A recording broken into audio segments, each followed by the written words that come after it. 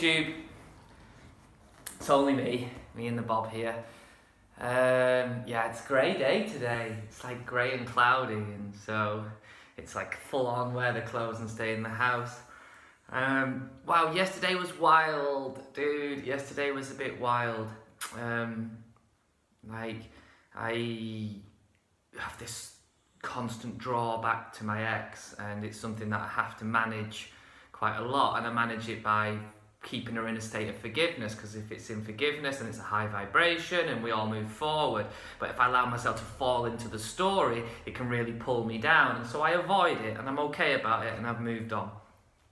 But yesterday, fuck, I did it to myself. I was on the computer and I was looking at photographs of us, and I must have been sat there for like 2 hours doing this. And so then when me and the dogs went to walk later on, boom, I'm in the heavy weight of that relationship energy again. I'm like, oh Danny, why do you do this to yourself? You know, like you should protect yourself better from this. So I was okay, I was alright, and everything was okay. And then it started raining, so I started crying, like, because it's a realisation of what I'm going through and the direction that I'm heading in. To realise self-love, like, it's a very, very deep deficiency for me, something that I have to work from a very, very deep place. Whilst I've been working at it for a while now, I've got a good level of self-care, I suppose. Like, I'm doing well at taking care of myself and looking after myself and feeding myself, but it's not really self-love, like, to the fullest extent. And so I think that yesterday when I was walking, I saw the reason why I'm still stuck in this energy, and the understanding that I will be stuck in this until I actually really, really learn to really, really be able to give my love to myself, which is like a bit of a mystery still. And I was a bit upset because, like, there is no shortcut to this. This could take a very, very long time, and I was aware of it. I've already been sat in this solitary energy for like 2 years now, and that's tiring. And so I think yesterday it was like, oh crikey, when will this end? And the answer is no time soon. So it's all just the levels of acceptance. Like, okay, I accept where I am and what I'm going through, and just breathe and release. And so it was okay. And like, when the tears came whilst I was walking, I embraced it. It's like, great, let it all out, like, let it all out. So it was all fine and everything was okay. And then as I was coming back down through the town, wow, like being a mirror can be difficult, and there's a reason why people like me hide away from the world, because, like, I'm almost scared of myself in a certain way. Like, don't get me wrong, like, I spread love. Like, I go out there and I'm like, hey, how's it going? Yeah, good day, blah, blah, blah. Big love for everybody. But if anybody comes at me and attacks me, then I will mirror that. Like, you will get that back. And yesterday there was an almighty scene in the street. Strangers, like strangers who feel drawn to mess with me. And they don't even realise why. And so I don't get angry, but I did stand up and show my bright, brilliant craziness. And there's like so many people in the street watching this scene unfold. It was utterly wild. This woman just wouldn't let it go. She wanted to fight, and so in the end I just had to say to her, look, do you think this is the hair of a normal person, or do you think this is the hair of a witch? And then she shut the fuck up, because then she thought, yes, yeah, like, right, yeah, you can call it, like, who's the crazy person, the crazy witch, or the person who wants to start a fight with the crazy witch? So she saw her ass a little bit, and I walked on, but then obviously as I walked on from that, I'm in floods of tears again, because this person hurt me, she attacked me, and so I'm crying in the street again openly. It was a wild, wild day, ridiculously wild day. I came back home and I was like, oh, this is just so difficult, there's nowhere for me to be. Wherever I go, people are going to mess with me. I can't just live a quiet, peaceful life alone, like, this is the way it's got to be. And it was sad. And then she rang me, the ex, like I've not spoken to her for like 6 months or something. Like, we don't talk, we don't talk. We've spoken twice since I left, and yesterday was one of them. And it was all right, actually. It was okay. We chatted. She wanted to call me because she's buying a house, and so she was telling me about that, and that's super cool. And that she's got a boyfriend, and I felt okay about that. I'm like, that's fine. Like, I don't feel like I want to be with her anymore, although I do still feel connected to her. I don't tell her these things. I don't tell her that I think that we are, you know, a divine partnership. Like, everybody's got to draw their own conclusions, and I'm like living my own life, and I've got my own things to deal with, and so I'm not going to drag her down that garden path. Like, she's got to find it herself, but she's so far away from any kind of spiritual awakening, spiritual identity, listening to her intuition. She's miles away from it, and so although, well, it's fine, like, it's okay. It was all right, actually, and it wasn't as damaging as it potentially could have been in the past, because that kind of thing could really drag me back down. But I think hopefully, like, yesterday was a good point of release for me, of like conclusion for it. Like, okay, you're okay about this now you can move on. But I've been trying to move on from this woman for a year. Like, I just can't seem to get rid of the story. It keeps coming back to haunt me every month. I've tried everything, ritualistically burning her photos, releasing, letting go. Like, the best I could do was just put it in a state of forgiveness, and that's where I can manage it, you know, because like, it's like grief. You don't get over it, you just learn to live with it. And so I've learned to live with that grief, and by putting it in a state of forgiveness, in an energy of forgiveness, it doesn't sit heavy on me, because nothing can touch you, because it's very high vibration forgiveness, so nothing can touch me in that. And so I felt okay about it. But yeah, like,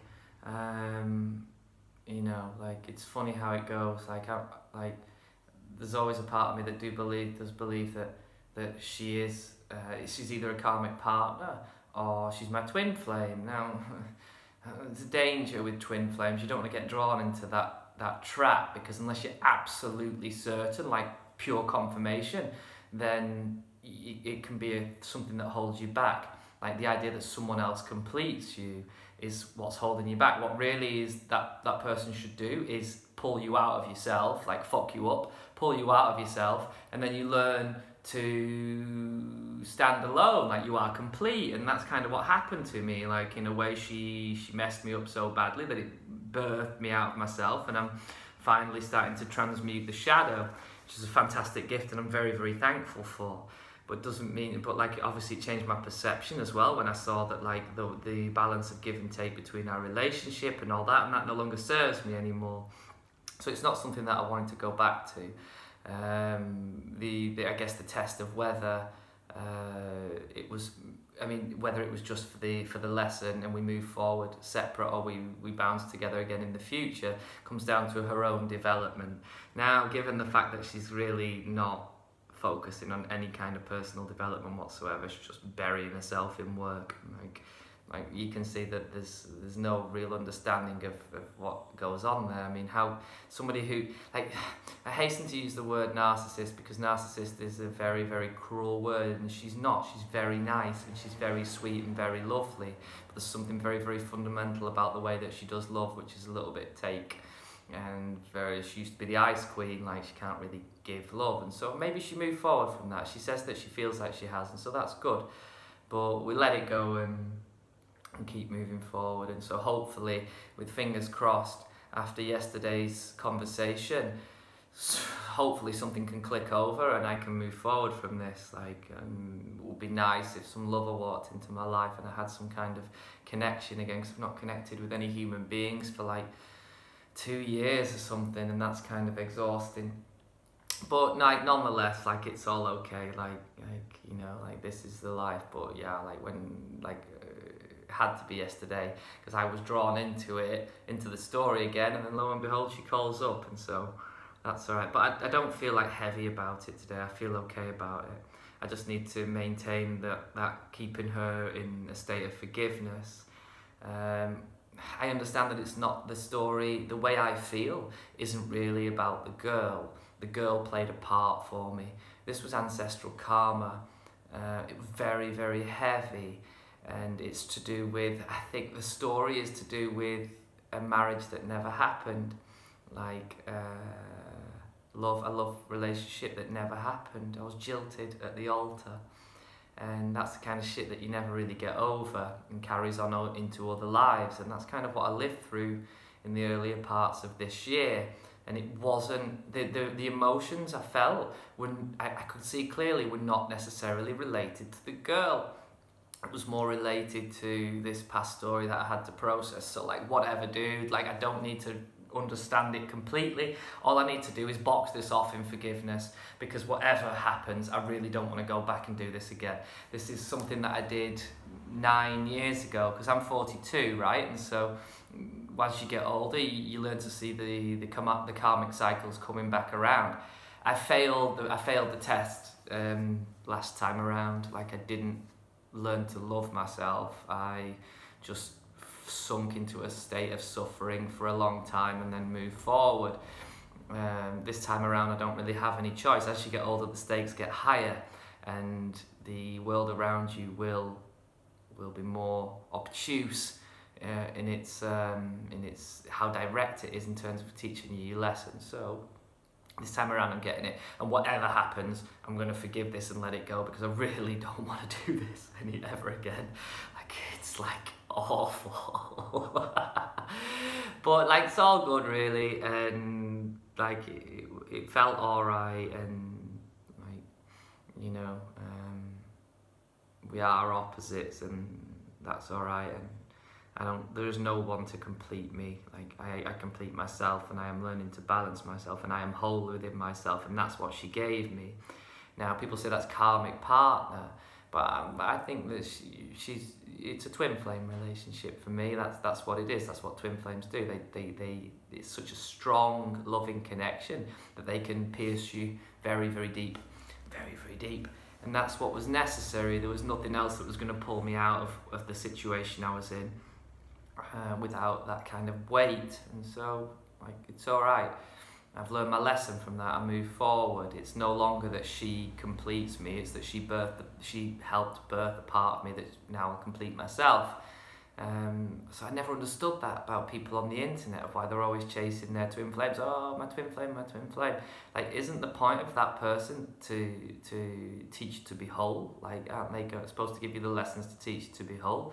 If you're drawn to, oh, I want to go back to her, I want to go back to her, then isn't that like admitting that you failed to learn the lesson, and that whatever they were trying to pull out of you, you've not faced? Like, for me, that's how it works. I don't know, like, it seems strange to me. People are constantly chasing their twin flames like it's some kind of the greatest love affair in the world. It's not. It's fucking toxic. It's hideous. Like, there's a state of anxiety that you're constantly living around that person. It's not a good, it's not a healthy, loving relationship. Once you've been through the twin flame story and you become whole yourself, and then once you're whole and you generate love for yourself, then you will find someone who matches your vibration. And so that seems like a much better solution for a life partner than someone who is the toxic opposite. Like, whatever you want. So yeah, like, so it's Monday morning, and this is what's happened. It was a wild day yesterday. It was crazy stuff. Like, I got to start bringing the phone with me, because because the point of this channel is I want to prove God to you, and I want to prove God by showing you the ridiculous things that happened to me in my life, because ridiculous things happen to people all the time. But if you live a very, very solitary life and you pull yourself away, the things that come at you are even more absurd, because it's right out of the blue, whereby, like, if you're bombarded with things all the time, you can't see the wood for the trees kind of thing. Believe me, like, I can see it. I want to film it and, like, show it you. Maybe another time. But no, for now, I'm just gonna keep. I'm supposed to be working. I'm writing at the moment, because I'm a freelance writer. So I'm working on a couple of articles and get those sent in. But it's another grey day, and so, like, as I'm connected to the weather, moreover the storms, we'll see how these play out for me, but like, it's no big deal. But yeah, like, that's about it really. Like, today is just a quiet day in the house. The dogs have got the blankets on because it's a bit chilly for their little bums. But apart from that, it's like, I don't think there's going to be a lot happening. I mean, who knows? Maybe I'll walk out of the house this afternoon and like my next soulmate could walk into my life. Now that hopefully yesterday's conversation was finishing that for me. She got that sense last time around when we spoke in June, but I still haven't really been able to get rid of it, and so I think that hopefully that was it. Now is my next soulmate going to walk into my life today? I don't know. I think at the moment my challenge is to learn to balance myself and love myself, and because they say that you have to love yourself first and then you give the overflow to somebody else, and that's a good healthy relationship. But I'm probably a bit more, how traditionally speaking in the past, I just throw myself, 100% of myself at somebody and leave nothing back for myself, and that's kind of codependent. It's a bit toxic and not good. So I can't help but think that although, yeah, like I'd love to be in love and experience all the wonder of it, I really don't think that's going to happen until I've completed this cycle of really, really balancing myself out. So it looks like it's going to be more solitude, more loneliness for the coming period, which is, for fuck's sakes, you know, like it's fucking like there's no other way I'm going to learn to stand apart from doing this. But it's by no means anything that's nice. Like, the idea of being alone and solitary for 2 years is absolutely nauseating for quite a lot of people, like understandably so. And it's one of the most difficult things a human being can face, like having to break down the ape in silence and solitude. Awful stuff. But I'm stronger for it, and I'll keep moving forward from here, like keep growing. And I think the way I'm trying to work the self-love at the moment is by the dark side loves the light side and the light side loves the dark side. So Pirate Danny loves Little Danny and Little Danny loves Pirate Danny, and that's the way I'm trying to work my self-love, is by having the two sides of my Gemini character love each other. It's not quite there, but I'll keep working on it, and hopefully like in the coming months then I can really balance that out. But that's it for today. I'm going to keep doing this, and eventually someone's going to watch this video. So if it's you, thank you very much. Bye guys.